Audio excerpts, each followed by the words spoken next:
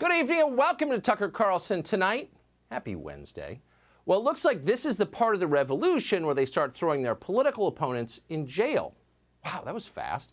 It was just a week ago they were telling us about unity. Remember that? What we didn't know at the time is they meant that everyone with power should unite against the rest of the country. Unity meant oligarchy. Oh.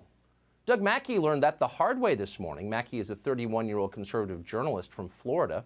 At 7 a.m., FBI agents showed up at MacKay's house. They threw him in handcuffs and they dragged him to a cell. He now faces 10 years in prison. His crime? He made fun of powerful Democrats on social media. As the federal criminal complaint puts it, quote, MacKay made coordinated use of social media to spread disinformation relevant to the impending 2016 presidential election. This disinformation, the Biden administration solemnly explained, quote, often took the form of memes. Yes, memes. Online mockery. Mockery online is now illegal when it's aimed at the wrong people. Doug MacKay hurt their feelings, so they put him in jail. According to Joe Biden's Justice Department, Doug MacKay violated 18 U.S. Code Section 241. He did this by tricking people, like the dastardly trickster that he is, into not voting in the presidential election. What's interesting is that prosecutors showed no evidence whatsoever that Doug MacKay actually tricked anyone into anything, voting or not a single person.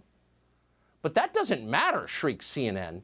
Doug MacKay is a bad person with bad views. And by the way, we have no idea what Doug MacKay's views are. We don't care. What CNN is telling us is that those views are a crime. He's a criminal. Lock him up. Give him a longer sentence than we give to rapists, which they're trying to do. As of tonight, that is the official position of the lynch mob channel. But hold on a minute, as a legal matter. Have you ever read 18 U.S. Code Section 241? Probably not, but you should. Look it up. When you read it, you will learn that Joe Biden's Justice Department is lying in a very obvious way, and that should make you very nervous. It turns out that federal law does not ban memes, or for that matter, misinformation, whatever that is. The law that Biden's prosecutors are citing instead prohibits, quote, conspiring to injure, oppress, threaten, or intimidate anyone from exercising the right to vote. According to the law, that would include kidnapping voters, invading their homes, sexually abusing them. Doug MacKay didn't do any of that, not even close to any of that. Doug MacKay made memes. Therefore, he's a domestic terrorist. Speech is violence, dissent is a felony. What, you may be wondering, does a case like this mean for the First Amendment? Well, it means that it's effectively suspended. You can now be arrested for saying the wrong things. And at 7 a.m. this morning, one journalist actually was arrested for that. Almost no one tonight seems to be defending him. He had bad thoughts. He deserves it. They think it's okay. And that shouldn't surprise you, because we're clearly living under some form of martial law at the moment. How do we know that? Well, here's one indication. There are nearly 10,000 federal troops in our capital city tonight. Ooh, that's a hint. Why are they there? How long will they be staying?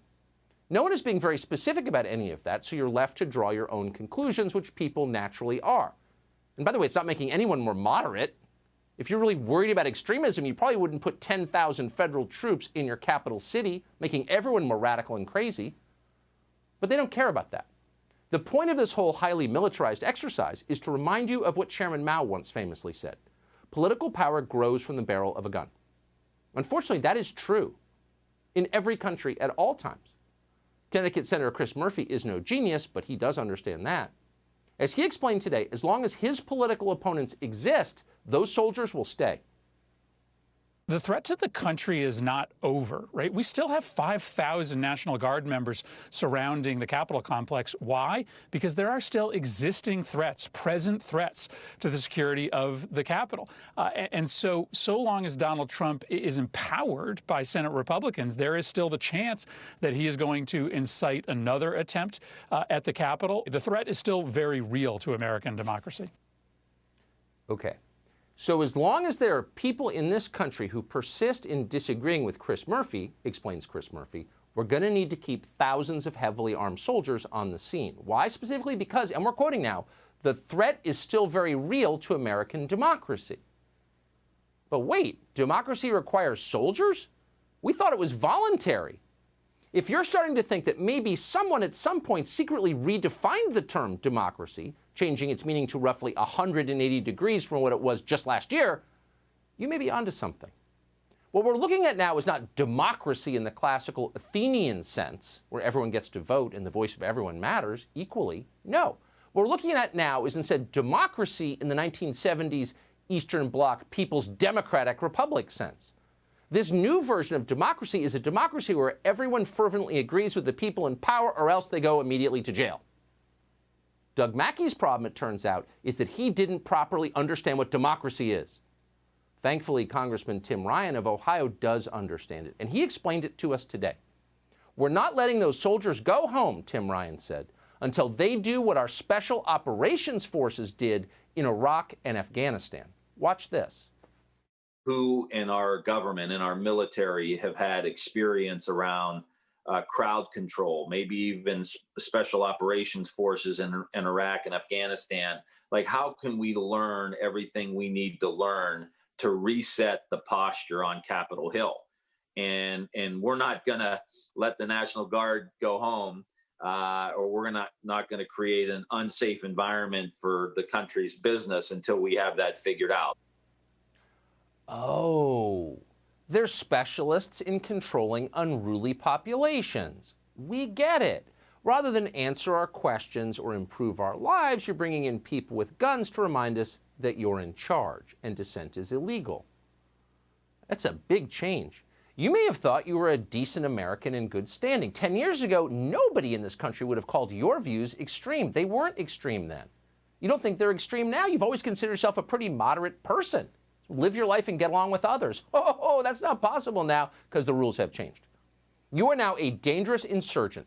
You are no different from a bloodthirsty Pashtun in Helmand province or an ISIS terrorist in Erbil.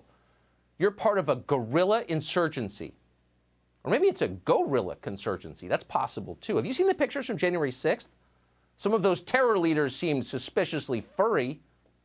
Here's the mastermind behind that terrible insurrection. The jihadi known by his nom de guerre, Chewbacca guy.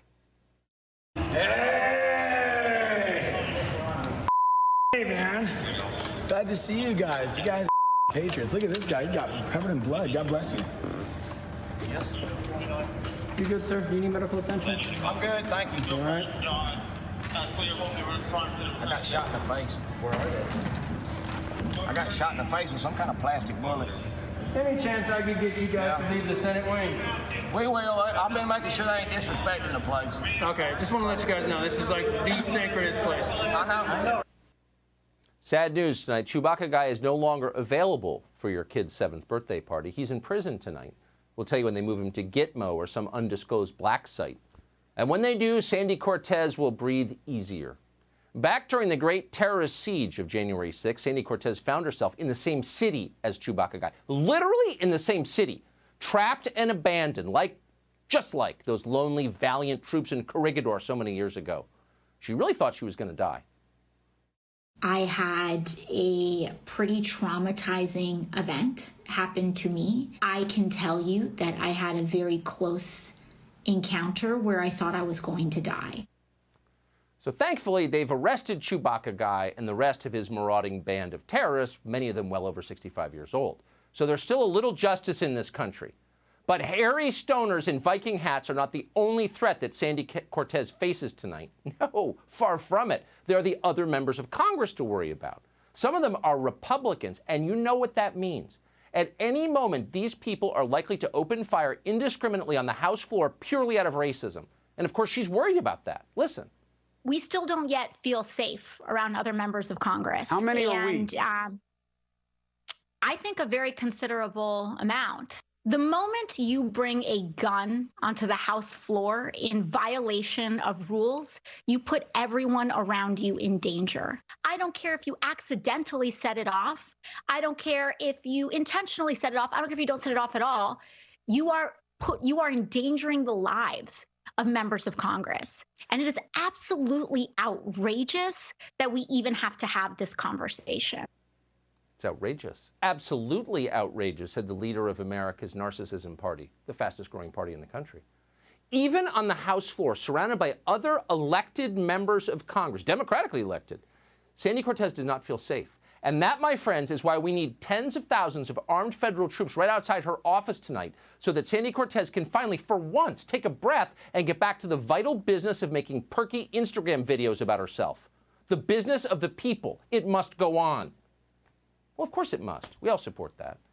Though now that we're talking about the people, you've got to wonder what they think of all of this, the actual people. No one in power cares what they think, obviously.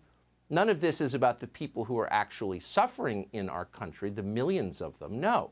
We're watching one of those rare revolutions, rare in world history, that's being waged not on behalf of the general population, but waged against it.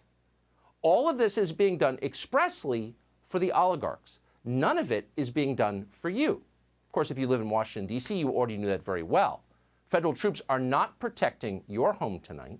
Sandy Cortez doesn't care if you get robbed or carjacked, as more and more people are as crime skyrockets. Sandy Cortez and her friends want to abolish your police, not their police. Here's a scene from the rest of the city of Washington. Carmelo Duncan was 15 months old when he was fatally shot Wednesday night in Southeast. His father was driving the vehicle and the toddler was strapped into his car seat when he was struck with bullets. The preliminary investigation point out at least 2 people opened fire on the car as it drove by Southern Ave, hitting the car at least 10 times. The toddler was struck with bullets in his car seat, right next to his father. This happened in Washington, D.C., within walking distance of the Capitol. But no one inside that domed building, the ones who were so afraid of Chewbacca Man, noticed or cared. So whatever else you conclude from this tale of 2 cities, to dip into the cliche bin for a moment, here's one thing you can be certain of. It's not actually violence that Sandy Cortez and her fellow Democrats are worried about. No, it's something else. So why are all those federal troops at the Capitol?